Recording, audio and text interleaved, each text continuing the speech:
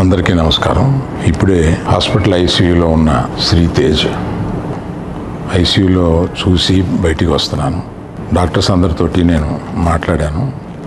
అబ్బాయి రోజు రోజుకి రికవర్ అవుతున్నారు. లాస్ట్ 14 డేస్లోను, పర్టికులర్ లాస్ట్ 10 డేస్లో రికవరీ కనపడుతుంది.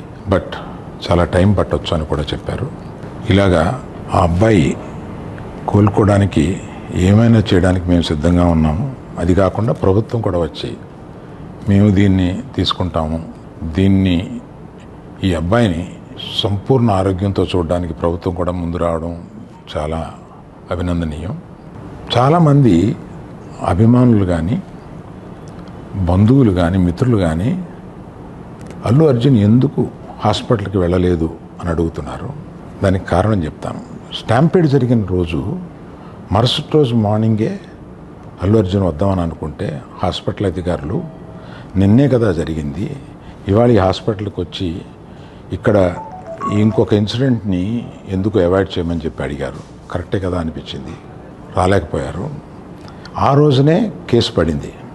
ఆ కేసులో పడిన తర్వాత మన legal team headed by Niranjan garu strongly advised Bunny should not go to the hospital at all or meet the parents ఇట్లా అని చెప్పి గట్టిగా చెప్పారు.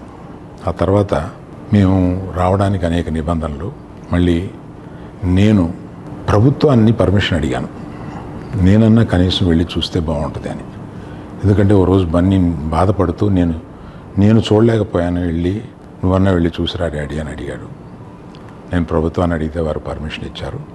ఈ పర్మిషన్ నాకు ఇచ్చిన చీఫ్ మినిస్టర్ గౌరవనీయులు రేవంత్ రెడ్డి గారికి, పోలీస్ శాఖకి, మన హాస్పిటల్ అధికారులు, సిఇఓ గారు అభిమన్యు, మెడికల్ డైరెక్టర్ సంబిత్ గారు, వీరందరికీ, హాస్పిటల్ వర్గానికి అందరికీ నా కృతజ్ఞతలు తెలియజేస్తున్నాను.